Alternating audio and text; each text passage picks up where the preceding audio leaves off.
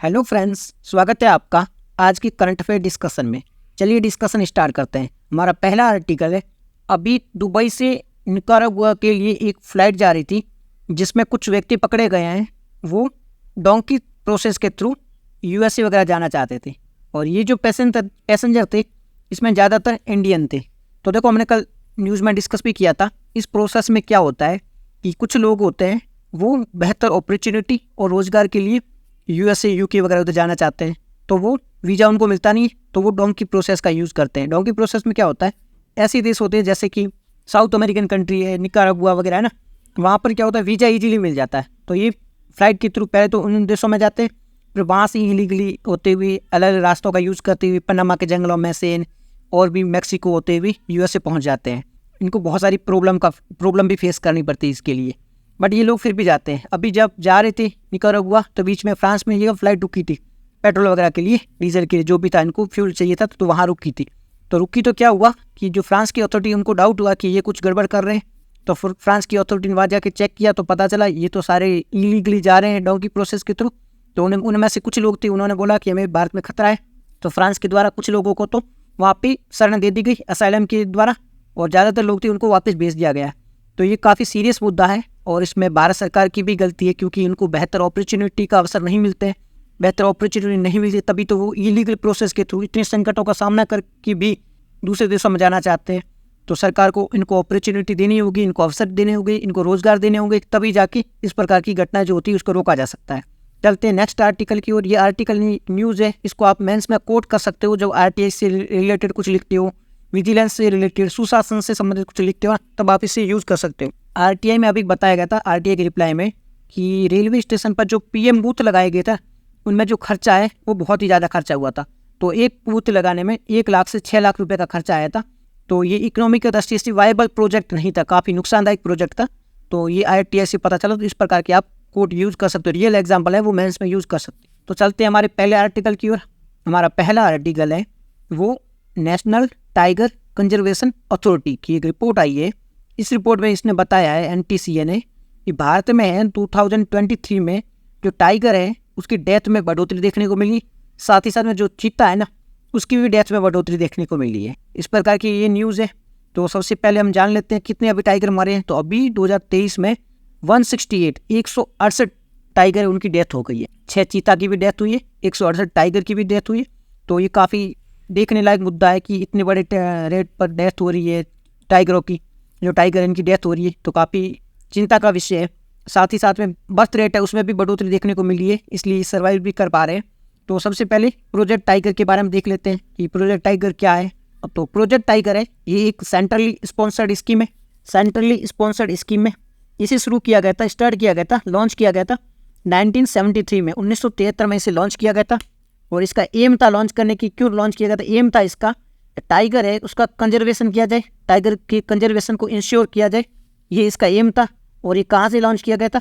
ये लॉन्च किया गया था जिम कॉर्बेट एक नेशनल पार्क है, वहाँ से लॉन्च किया गया था। सेंट्रली स्पॉन्सर्ड स्कीम में इसका मतलब आप समझते होंगे, केंद्र सरकार इसमें पैसे देती है। ठीक है, 1973 में लॉन्च किया गया था। तो ये हमने देख लिया टाइगर प्रोजेक्ट के बारे में, प्रोजेक्ट टाइगर के बारे में। और टाइगर की बात करें तो टाइगर है ना, वो वाइल्ड लाइफ प्रोटेक्शन एक्ट है, उसकी एक सूची निकलती है। तो वाइल्ड लाइफ प्रोटेक्शन एक्ट की सूची में ये फर्स्ट में रखा गया है। टाइगर को वाइल्ड लाइफ प्रोटेक्शन एक्ट में शेड्यूल 1 में रखा गया है, और साइड की अपेंडिक्स है उसमें भी 1 में रखा गया। और IUCN की जो कैटेगरी है उसी इंडेंजर्ड कैटेगरी में रखा गया है। टाइगर को इंडेंजर्ड कैटेगरी में शेड्यूल 1 में अपेंडिक्स 1 में रखा गया है। और चीता की बात करें तो चीता देखो 2 प्रकार के होते हैं। वैसे तो चीता की कई प्रजातियाँ होती है, बट भारत में बात करें, एक तो एशियाटिक चीता जो अभी भारत से एक्सटेंड हो चुका है, खत्म हो चुका है, वो ओनली एशियाटिक चीता है, वो ओनली ईरान में पाया जाता है, और वो क्रिटिकली इंडेंजर्ड है। IUCN की वो क्रिटिकली इंडेंजर्ड लिस्ट में शामिल है, एशियाटिक चीता। ठीक है। और अफ्रीकन चीता की बात करें तो भारत में अफ्रीकन चीता देखने को मिलते हैं, और ये वनरेबल कैटेगरी में अफ्रीकन चीता है, वो वनरेबल है। ठीक है। और एशियाटिक चीता है वो क्रिटिकली इंडेंजर्ड है, और भारत में अफ्रीकन चीता देखने को मिलते हैं। अब हम नेशनल टाइगर कंजर्वेशन अथॉरिटी के बारे में देख लेते हैं, NTCA के बारे में। NTCA यानी नेशनल टाइगर कंजर्वेशन अथॉरिटी एक स्टेचरी बॉडी है। NTCA एक स्टेचरी बॉडी है। इसका मतलब है किसी एक्ट के द्वारा बनाया गया होगा। तो इसे कौन से एक्ट के द्वारा बनाया गया है? इससे बनाया गया है वाइल्ड लाइफ प्रोटेक्शन एक्ट। 1972 के अंतर्गत इसे बनाया गया है। NTCA स्टेचुटरी बॉडी है, वाइल्ड लाइफ प्रोटेक्शन एक्ट 1972 के अंतर्गत इसे बनाया गया है। ये जो NTCA है ना, ये एनवायरनमेंट मिनिस्ट्री के अंतर्गत आती है। ये चीज़ याद रखना, कौन सी मिनिस्ट्री के अंतर्गत आती है, इन्वायरमेंट मिनिस्ट्री के अंतर्गत आती है। स्टेचुटरी बॉडी है, वाइल्ड लाइफ प्रोटेक्शन एक्ट 1972 के अंतर्गत इसे बनाया गया है। और काम क्या करती है? काम करती है स्टेट गवर्नमेंट है जो प्लान बनाती है ना, उसको अप्रूवल देने का काम करती है। ठीक है, ये पूरा NTCA के बारे में था। अब हम देख लेते हैं एक बार वाइल्ड लाइफ प्रोटेक्शन सोसाइटी के बारे में। Wild life protection society of India के बारे में बात करें, इसे स्थापित किया गया था, इसे इस्टेब्लिश किया गया था 1994 में, 1994 में इसे स्थापित किया गया था। काम क्या करती है? ये काम करती है इलीगल कहीं पे भी ट्रेड हो रही है ना, उससे संबंधित गवर्नमेंट को इंफॉर्मेशन देना। गवर्नमेंट को इन्फॉर्मेशन देती है कि वहाँ पर इलीगल ट्रेड हो रही है। किससे संबंधित? जानवरों से संबंधित इलीगल ट्रेड होती है ना, ठीक है, एनिमल से संबंधित इलीगल ट्रेड होती है, उसके बारे में जानकारी देने का काम करती है। तो जिम कॉर्बेट का भी एक बार जिक्र हुआ था कि जिम कॉर्बेट से प्रोजेक्ट टाइगर स्टार्ट हुआ था, तो जिम कॉर्बेट के बारे में भी देख लेते हैं। जिम कॉर्बेट नेशनल पार्क की बात करें तो इसे 1936 में बनाया गया था। ये भारत का पहला नेशनल पार्क था। भारत का पहला नेशनल पार्क कौन सा है? फर्स्ट राष्ट्रीय उद्यान कौन सा है? वो जिम कॉर्बेट नेशनल पार्क है। कहाँ पर लोकेटेड है? ये नैनीताल उत्तराखंड में लोकेटेड है। किसके नाम पर रखा गया था? वो नाम जिम कॉर्बेट जी थे, उनके नाम पर ही रखा गया था। तो ये पूरा आर्टिकल इस रिपोर्ट से संबंधित था। चलते हमारे नेक्स्ट आर्टिकल की, और हमारा नेक्स्ट आर्टिकल है मिशन कर्मयोगी के बारे में। मिशन कर्मयोगी आपने इकोनॉमी में पढ़ा होगा, मिशन कर्मयोगी के बारे में। तो एक बार देख लेते हैं अभी न्यूज़ में क्यों है कि गुड गवर्नेंस डे के मौके पर हमारे मिनिस्ट्री जी द्वारा जो मिशन कर्मयोगी है ना, गुड गवर्नेंस के मौके पर मिशन कर्मयोगी को लॉन्च किया गया है। इसके एक्सटेंडेड वर्जन को लॉन्च किया। मिशन कर्मयोगी तो पहले लॉन्च कर दी गई थी, लेकिन गुड गवर्नेंस के मौके पर इसकी एक्सटेंडेड वर्जन को लॉन्च किया गया है, इसीलिए ये न्यूज़ में थी। तो अब नए क्या क्या फीचर इसमें ऐड किए गए हैं? एक्सटेंडेड वर्जन में तो नए फीचर ऐड किए होंगे, तो नए कौन कौन से फीचर इसमें ऐड किए गए हैं इसके बारे में हम देख लेते हैं। नए फीचर की बात करें तो इसमें कुछ फीचर ऐड किए गए, जैसे माई गोट एक नया प्रावधान ऐड किया, प्रोविजन ऐड किया। साथ ही साथ में इसमें ब्लेंडेड प्रोग्राम, इसको भी ऐड किया गया। कर्डेड प्रोग्राम को ऐड किया गया। विकास यानी variable and immersive Karmayogi advance support, इसको भी ऐड किया गया है। तो सबसे पहले माई गोट क्या है? माई गोट में क्या किया जाएगा? इसमें व्यक्तिगत रूप से टारगेटेड बेस पर ट्रेनिंग दी जाएगी। जैसे कोई व्यक्ति है, उसको किस प्रकार की ट्रेनिंग की आवश्यकता होती है, तो वो टारगेट करके ट्रेनिंग देगी। आपको किस प्रकार की ट्रेनिंग की आवश्यकता है, उसी प्रकार की आपको ट्रेनिंग दी जाएगी। ये माई गोट में होगा, ठीक है। उसके बाद में है ब्लेंडेड प्रोग्राम है एक। ब्लेंडेड में क्या होगा कि इसमें ऑनलाइन और ऑफलाइन दोनों का मिश्रण होगा। ब्लेंडेड का मतलब मिश्रण होता है, मिश्रित होता है। तो यहाँ पर ऑनलाइन और ऑफलाइन दोनों तरीकों से आपको ट्रेनिंग दी जाएगी। आप ऑनलाइन भी ले सकते हो और ऑफलाइन भी ले सकते हो। फिर तीसरा फीचर है वो है क्रिएटेड प्रोग्राम यानी करेक्टेड प्रोग्राम। इसमें क्या होता है? इसमें अलग अलग प्रकार की ट्रेनिंग दी जाएगी। ट्रेनिंग को डाइवर्सिफाई किया जाएगा कि ऑनलाइन भी ट्रेनिंग मिल रही है, अलग अलग चीज़ों की ट्रेनिंग दी जा रही है, तो ट्रेनिंग को डाइवर्सिफाई किया जाएगा। फिर इसमें एक फीचर है विकास फीचर, जिसको हमने देखा था कि variable and immersive Karmayogi advance support है।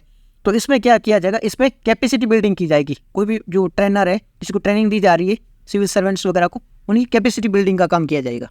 अब हम मिशन कर्मयोगी के बारे में बात कर लेते हैं। तो मिशन कर्मयोगी है, इसे national programme for civil service capacity building भी कहा जाता है, क्योंकि सिविल सर्विस को ट्रेनिंग देता है, उनकी कैपेसिटी बिल्डिंग करता है, इसीलिए इसे national programme for civil services capacity building भी कहा जाता है। और काम क्या करता है? सिविल सर्विस की कैपेसिटी बिल्डिंग करना। और गवर्नेंस में किस प्रकार से इनका यूज़ किया जाता है, अच्छी गवर्नेंस व्यवस्था किस प्रकार से होनी चाहिए, किस प्रकार से इनको ट्रेन किया जाए ताकि सुशासन को स्थापित किया जाए, इस प्रकार से ये काम करता है। इसके 6 पिलर है। कौन कौन से 6 पिलर है इसकी? एक तो पॉलिसी फ्रेमवर्क है, फिर एक इंस्टीट्यूशनल फ्रेमवर्क है, फिर कॉम्पिटेंसी फ्रेमवर्क है, फिर डिजिटल लर्निंग से संबंधित फ्रेमवर्क है, फिर है इलेक्ट्रॉनिक रिसोर्सेज मैनेजमेंट से संबंधित फ्रेमवर्क है, फिर मॉनिटरिंग फ्रेमवर्क है। कौन कौन से? Policy, institutional, competency, digital learning, फिर इलेक्ट्रॉनिक रिसोर्सेज और फिर मॉनिटरिंग। इससे संबंधित इसकी अलग अलग 6 प्रोग्राम या 6 फ्रेमवर्क है, इसके 6 प्रकार के फ्रेमवर्क है इसके। अब इसको इम्प्लीमेंट कौन करेगा? इम्प्लीमेंट की बात करें तो पब्लिक ह्यूमन रिसोर्सेज काउंसिल है के, जो प्रधानमंत्री इनको लीड करते हैं। पब्लिक ह्यूमन काउंसिल रिसोर्सेज, जो रिसोर्सेज काउंसिल है, इनको प्रधानमंत्री जी लीड करते हैं। ये पूरे जो प्रोग्राम है इसको मॉनिटरिंग करेगी, लीड करेगी। और फिर इनकी कैपेसिटी बिल्डिंग के लिए भी एक कमीशन है, वो स्टैंडर्ड सेट करेगा, किस प्रकार की ट्रेनिंग दी जानी चाहिए, इसकी स्टैंडर्ड सेट करेगा। इसके लिए स्पेशल पर्पज व्हीकल भी है, स्पेशल पर्पज व्हीकल भी है। ये क्या करेगा व्हीकल, ये ऑनलाइन टर्निंग को, जो लर्निंग है ऑनलाइन लर्निंग, उसके लिए कंटेंट किस प्रकार का होना चाहिए उसका मॉनिटरिंग करेगा स्पेशल पर्पज व्हीकल। फिर एक कोऑर्डिनेट यूनिट है, इसको हेड करेगा कैबिनेट सेक्रेटरी, वो हेड करेगा कैबिनेट, जो कोऑर्डिनेट यूनिट है इसको कैबिनेट सेक्रेटरी है वो हेड करेंगी, वो भी काम करेगी। तो इस प्रकार ये पूरा जो मिशन कर्मयोगी से संबंधित आर्टिकल था कि मिशन कर्मयोगी का एक्सटेंडेड वर्जन लॉन्च की गई, उसमें कुछ फीचर ऐड किए गए, उसके बारे में भी हमने देखा। मिशन कर्मयोगी के बारे में देखा, इसे कौन इम्प्लीमेंट करेगा वो भी देखा, और इस किस प्रकार से ये कार्य करेगी और सिविल सर्वेंट को इससे बहुत ही ज़्यादा बेनिफिट होगा। चलते हैं हमारे नेक्स्ट आर्टिकल की ओर। नेक्स्ट आर्टिकल है वो है वीर बाल दिवस से संबंधित है। क्या हुआ है, 26 दिसंबर को हर साल वीर बाल दिवस मनाया जाता है। क्यों मनाया जाता है, गुरु गोविंद सिंह जी के 4 पुत्र थे, 4 सन थे, उनका इस दिन शहीद हो गए थे। ये 4 पुत्र थे वो इस दिन शहीद हो गए थे। मुगलों के खिलाफ इनका युद्ध हुआ था, उसमें ये 4 पुत्र थे गुरु गोविंद सिंह जी, जिसे 4 साहिबजादे भी कहा जाता है, ये शहीद हो गए थे। इसलिए इस शहीद दिवस के रूप में या वीर दिवस के रूप में, वीर बाल दिवस के रूप में भी इसे सेलिब्रेट किया जाता है, हर वर्ष सेलिब्रेट किया जाता है। पीएम मोदी है वो भी शामिल हुए थे और इन्होंने इस पर स्पीच भी दी थी। अब इसका एम क्या है, क्यों ये मनाया जाता है आज तक, तो जो युवा होते हैं, यूथ होते हैं, उनको जो हमारे जो पूर्वज थे, हमारे जो इतिहास में बड़े बड़े योद्धा थे, लीडर थे, उनके प्रति कुछ तो जानकारी तो होनी चाहिए ना। तो इस प्रकार के जो प्रोग्राम होते हैं वो जानकारी देने का काम करते हैं। ये जो प्रोग्राम है वीर दिवस से, वो युवाओं को, जो साहिबजादे हैं ना, उन्होंने जो बलिदान दिया था, तो बलिदान से युवाओं को अवगत कराने का काम करेगा कि हमारे जो यूथ थे उस टाइम में वो कैसे बलिदान दिया करते थे, उनसे युवाओं को अवगत कराएगा ये पूरा प्रोग्राम है। अब 4 साहिबजादों की बात करें तो ये 4 साहिबजादे हैं। ये गुरु गोविंद सिंह जी के 4 पुत्र थे, इनको 4 साहिबजादे कहा जाता था। 2 बड़े पुत्र को बड़े साहिबजादे और 2 छोटे पुत्र थे उनको छोटे साहिबजादे कहा जाता है। ठीक है, अब इनका मुगलों के समक्ष युद्ध हो रहा था मुगलों के साथ में, तब ये शहीद हो गए थे। शहीदी दिवस के रूप में भी मनाया जाता है और सिख धर्म में बहुत ही ज़्यादा इंपॉर्टेंस है इनका। अब गुरु गोविंद सिंह जी के बारे में भी जान लेते हैं। गुरु गोविंद सिंह जी जिनका जन्म हुआ था 22 दिसंबर 1666 में, 22 दिसंबर 1666 में इनका बर्थ हुआ था और 7 अक्टूबर 1708 में इनकी मृत्यु हो गई थी, शहीद हो गए थे। ये इनका देहांत हो गया था 7 अक्टूबर 1708 में ये शहीद हो गई थी, इनका देहांत हो गया था। और ये सिखों के 10वें और अंतिम गुरु थे। इसके बाद में सिखों के ग्रुप डी बना, जो गुरु ग्रंथ साहिब है उनको ही इनका गुरु घोषित कर दिया है। तो ये 10वें गुरु थे, लास्ट गुरु यही थे। इनके योगदान की बात करें, इनके कंट्रीब्यूशन की बात करें सिख धर्म के प्रति, तो इन्होंने बहुत ही ज़्यादा कंट्रीब्यूशन किया सिख धर्म में। और इन्होंने खालसा पंथ है जिनकी 1699 में इन्होंने खालसा पंथ की स्थापना करी थी। खालसा पंथ क्या होता है, इसमें एक जो सिख कम्युनिटी उसको वॉरियर बनाने की बात की गई है। तो खालसा पंथ की इन्होंने स्थापना करी थी और साथ ही साथ में इन्होंने 5K, जो के का सिस्टम है 5K, उसको इंट्रोड्यूस किया था। इसमें 5K क्या क्या है, 5K में कड़ा है, कंगा है, कृपाण है, केस है, कचेरा है। कड़ा को आप जानते होंगे, कंगा पता ही आपको, कृपाण जो तलवार छोटी होती है वो है, केस बाल है, कचेरा मतलब जो अंडर गारमेंट्स होते हैं उससे संबंधित बात है। और ये जो 5K, इनको जो सिख धर्म के लोग हैं उनको एनी टाइम पास में रखना जरूरी है। हर समय हर सिख के पास में ये 5 चीज़ें होनी जरूरी है। ठीक है, और इन्होंने गुरु गोविंद साहिब है उनको आखिरी सिख गुरु घोषित कर दिया था कि 10वें गुरु ये थे, उसके बाद में कोई गुरु नहीं बनेगा। अब जो गुरु होगा वो गुरु गोविंद साहिब है, वही गुरु है। ठीक है, साथ ही साथ में ये पोइट भी थे, इन्होंने अच्छी अच्छी कविता भी लिखी है। ये वॉरियर भी थे। अब कोई पोइट की बात करें तो इन्होंने एक कविता एक ग्रंथ लिखा था जो सिख धर्म है उनके अंतर्गत एक ग्रंथ है जिसका नाम है 10वीं ग्रंथ, 10th वॉल्यूम है, वो इनके द्वारा ही लिखा गया था। तो ये पूरा गुरु गोविंद सिंह जी के बारे में था। चलते हैं हमारे नेक्स्ट आर्टिकल की ओर। हमारा नेक्स्ट आर्टिकल है वो है रिस्क ऑफ स्टिक इन्फ्लेशन के बारे में। न्यूज़ में क्यों है, RBI ने एक रिसर्च पेपर निकाला है। इसमें कहा है RBI ने कि जो स्टिक इन्फ्लेशन का जो खतरा है ना भारत में, अब वो कम हो गया है। पहले बताया जाता कि भारत में स्टिक इन्फ्लेशन आ सकती है, बट अब अभी RBI ने कहा है कि भारत से जो स्टिक इन्फ्लेशन का खतरा था वो कम हो गया है। पहले 3% था, अब 1% ये स्टिक इन्फ्लेशन भारत में आ सकती है। तो सबसे पहले जान लेते हैं स्टिक इन्फ्लेशन होती क्या है। देखो, स्टिक इन्फ्लेशन में क्या होता है, इन्फ्लेशन में क्या है कि महंगाई बढ़ रही है, ये इन्फ्लेशन होता है। स्टिक इन्फ्लेशन में क्या होता है, महंगाई भी बढ़ रही है, बेरोजगारी भी बढ़ रही है और इकोनॉमिक ग्रोथ है वो कम हो रही है। जनरली क्या कहा जाता है, आपने फ्लिप्स कर्व पढ़ा होगा, तो फ्लिप्स कर्व में ये कहा जाता है कि जब महंगाई बढ़ती है ना, इसका मतलब है लोग शॉपिंग कर रहे हैं तभी महंगाई बढ़ रही है। तो महंगाई बढ़ रही है मतलब डिमांड बढ़ रही है, डिमांड बढ़ रही है मतलब इकोनॉमिक ग्रोथ हो रही है, और इकोनॉमिक ग्रोथ हो रही है मतलब एम्प्लॉयमेंट है वो बढ़ रहा है, और एम्प्लॉयमेंट बढ़ रहा है मतलब अनएम्प्लॉयमेंट कम हो रहा है। तो फ्लिप्स कर्व में कहा था अगर महंगाई बढ़ेगी तो जो बेरोजगारी है वो घटेगी, महंगाई बढ़ेगी बेरोजगारी घटेगी, बेरोजगारी बढ़ेगी तो महंगाई घटेगी। इस प्रकार जो फ्लिप्स कर्व था उसका कहना था। तो लेकिन जो प्रैक्टिकल लाइफ है ना, उसमें ये सब नहीं चलता है। प्रैक्टिकल लाइफ में ऐसा नहीं है कि महंगाई घटेगी और महंगाई बढ़ेगी इसका मतलब है बेरोजगारी घटेगी, ऐसा नहीं है। क्योंकि फ्लिपकार्ट का सोचना था कि महंगाई क्यों बढ़ेगी, उनके लिए उन्होंने रीज़न दिए थे ना कि महंगाई बढ़ेगी इसका मतलब लोग ज़्यादा शॉपिंग कर रहे हैं, ज़्यादा शॉपिंग कर इकोनॉमिक ग्रोथ हो रही है, इकोनॉमिक ग्रोथ हो रही है इसका मतलब ये है कि लोग हैं उनको रोज़गार मिल रहा है, रोज़गार मिल रहा है तो अनएम्प्लॉयमेंट घट रहा है, ऐसा मानना था। बट रियल में ऐसा होता नहीं, कई बार महंगाई बढ़ जाती है और अलग अलग रीजन से बढ़ती है। तो जैसे सप्लाई चेन है वो ख़राब हो गई है, ऑयल प्राइसेस है, मतलब ऑयल के जो प्राइस है वो बढ़ गए हैं, तो इसलिए भी महंगाई बढ़ गई। तो इसका मतलब ये नहीं कि रोज़गार जनरेट हो जाएंगे, तो फ्लिप कर्व होता है यहाँ पे फेल हो जाता है। तो जब हम बात करें स्टेग इन्फ्लेशन की, तो ये हमेशा फ्लिप कर्व की उल्टा ही चलता है। स्टेग इन्फ्लेशन है वो फ्लिप कर्व की उल्टा ही चलता है। फ्लिप कर्व कहता है कि महंगाई बढ़ेगी, इसका मतलब है कि बेरोजगारी घटेगी। बट जो स्टेग इन्फ्लेशन है यहाँ महंगाई भी बढ़ रही है और बेरोजगारी भी बढ़ रही है, तो ये दोनों उल्टे हैं, दोनों एक दूसरे की विरोधाभास है। ठीक है, ये सब हमने देख लिया। अब रीज़न क्या है, क्यों ये स्टेग इन्फ्लेशन होता है, इसके लिए क्या ऑयल प्राइसेस बढ़ गए हैं, सप्लाई चेन है वो डिस्टर्ब हो गई है, गवर्नमेंट की कुछ पॉलिसीज़ है वो उसकी वजह से भी स्टेग इन्फ्लेशन आ सकता है। और इसमें दिक्कत है कि गवर्नमेंट कोई पॉलिसी स्पष्ट बना नहीं सकती है कि रेपो रेट को बढ़ाए घटाए क्या करे, स्पष्ट कोई मैकेनिज्म है नहीं गवर्नमेंट के पास में ताकि इससे टैकल किया जा सके। तो ये पूरा आर्टिकल था फ्लिप कर्व और स्टेग इन्फ्लेशन से संबंधित।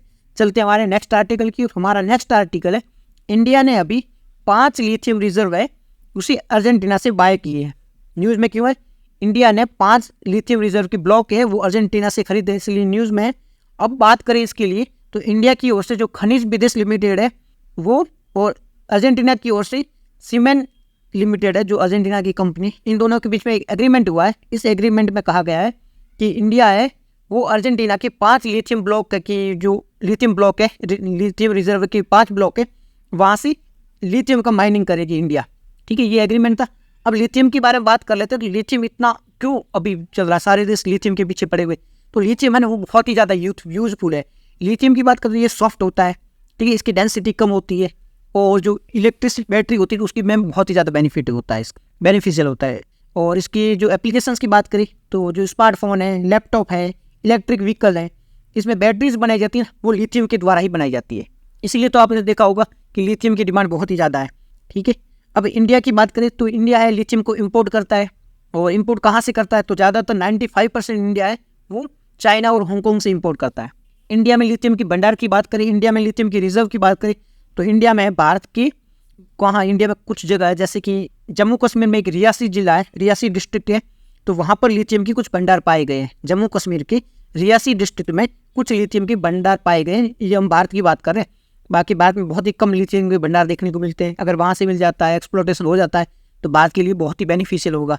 और अर्जेंटीना के अलावा भी भारत और भी प्रयास कर रहा है, जैसे कि भारत है वो ऑस्ट्रेलिया के साथ भी इस प्रकार की डील कर चुका है ताकि वहाँ से भी लिथियम है उसे एक्सट्रैक्ट किया जा सके।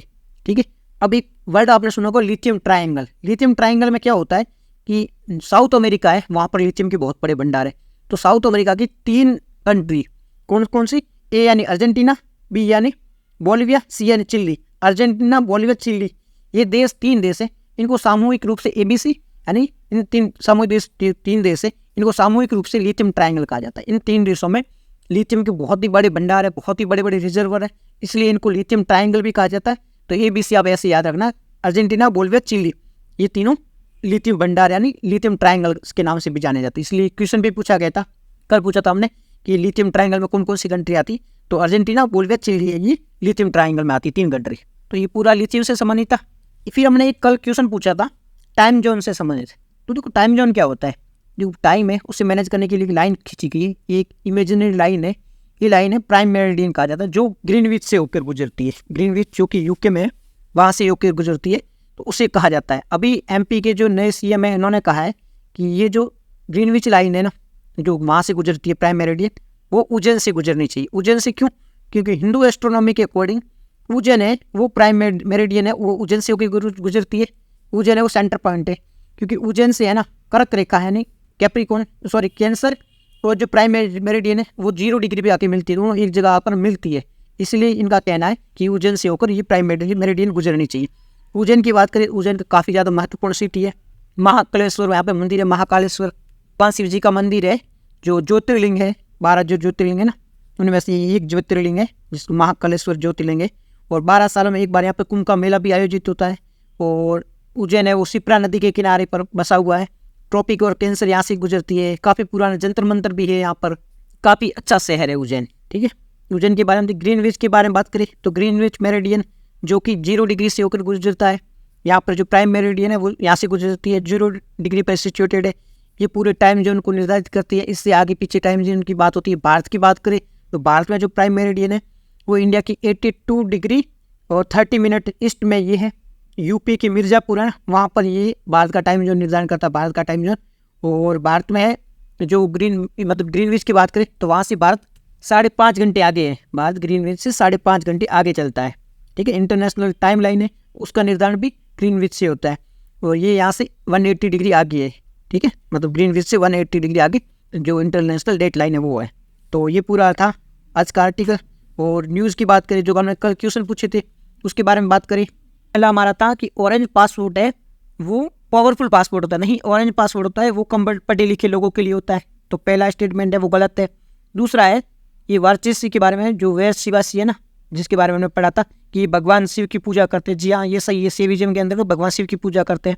वीर शिवाजी के बारे में था, ये सही है। फिर टाइम स्टैंडर्ड जोन है ये पटना बिहार में नहीं, टाइम स्टैंडर्ड जोन है पटना में नहीं यूपी में है, जो कि मिर्ज़ापुर में। तो ये भी गलत है। तो पहला फॉल्स, दूसरा ट्रू, तीसरा फॉल्स है।